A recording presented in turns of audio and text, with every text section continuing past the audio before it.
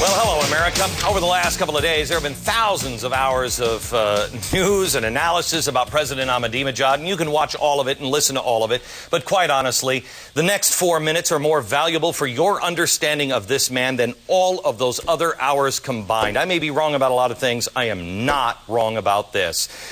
There is a simple reason why almost everybody in the media is missing the point on this guy, and it all starts with this question that I'd like to pose to you. Do you really believe that the media understands your faith? I don't.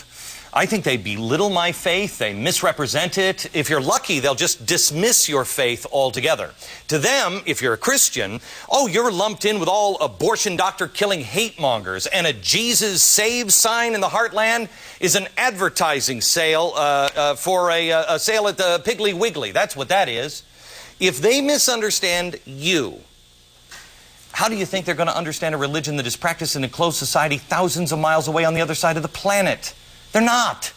Let me try to make it really simple for you. Here's the point tonight. From here on out, ignore everything Ahmadinejad ever utters in a speech, except for the last or first 10 seconds of his speech. Those are the only parts of his speech that matter, and here's how I got there. Let me give you a hypothetical. Let's just say that President George W. Bush went on national television tonight, and he said that he firmly believed that we are currently in the tribulation period as described in the book of Revelation. Consequently, according to the president, the second coming of Christ will, without a doubt, happen in the next year.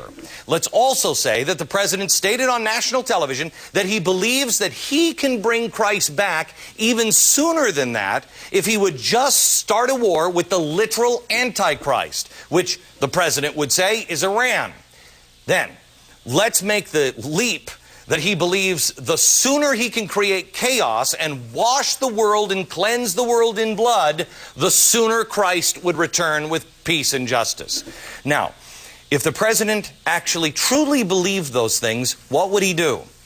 He would first probably start preparing the site for the actual return of Christ by rearranging everything to match up with the scriptures, right?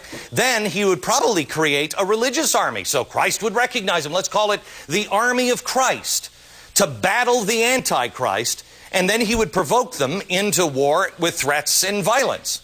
If George Bush did all of those things, if George Bush did any of those things, do you think our media might just label him a religious zealot intent on killing millions? They would label him the most dangerous man on the planet. Do you think the rest of the world might rise up and realize, hey, wait a minute, this guy might be insane? Of course they would. But gang, if you haven't figured it out all by now, all of this is exactly what Ahmadinejad believes.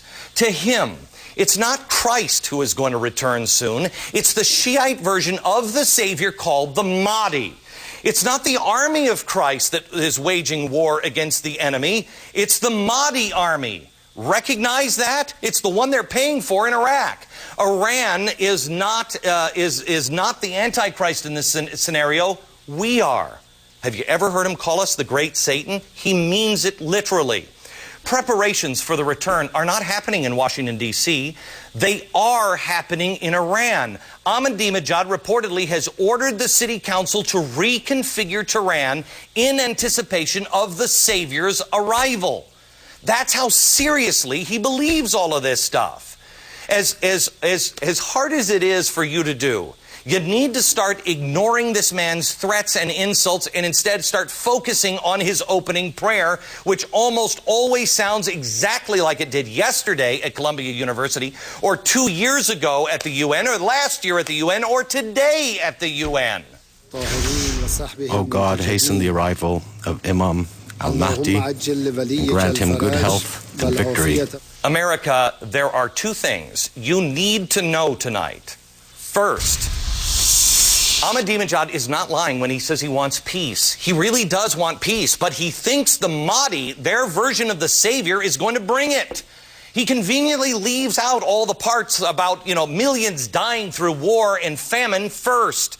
And second, it doesn't matter if you believe this. He does. And those beliefs are guiding all of his actions. You don't have to understand it, but for the love of everything, for the love of our children, we must stop dismissing it.